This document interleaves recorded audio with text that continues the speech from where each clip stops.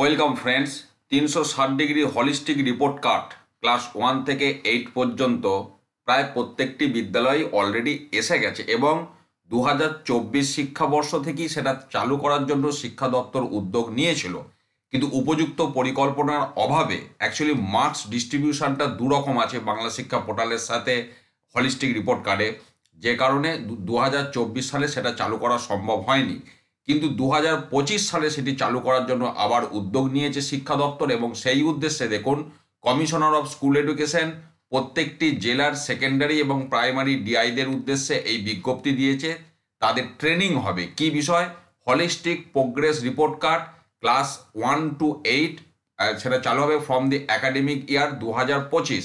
এবং এখানে যেটা শিডিউল দেখতে পাচ্ছেন, এটা ডিআইদের ট্রেনিং ব্যাচ 1 ব্যাচ 2 প্রত্যেকটি জেলার ট্রেনিং।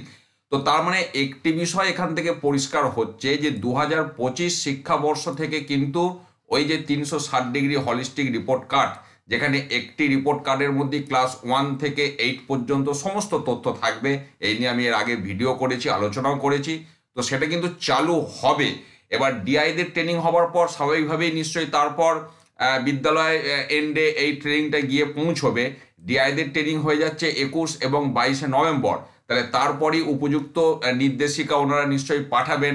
মার্কস ডিস্ট্রিবিউশন সেক্ষেত্রে কী হবে কি না হবে, এবং যেগুলি অলরেডি পাঠিয়েছে রিপোর্ট কার্ডগুলি সেইগুলি চলবে না নতুন পাঠাবে, সেই সমস্ত আপডেট যথাসময়ে আবার আসবে, আমি শেয়ার করব। কিন্তু এই বিষয়টা নিশ্চিত হয়ে গেল যে 2025 শিক্ষাবর্ষ থেকে কিন্তু 360 ডিগ্রি হলিস্টিক রিপোর্ট কার্ড চালু হচ্ছে। আপনারাও সেটা প্রস্তুতি নিয়ে রাখুন, যখন যেমন আপডেট আসবে তার পরিপ্রেক্ষিতে। ভালো থাকুন, সুস্থ থাকুন, ধন্যবাদ।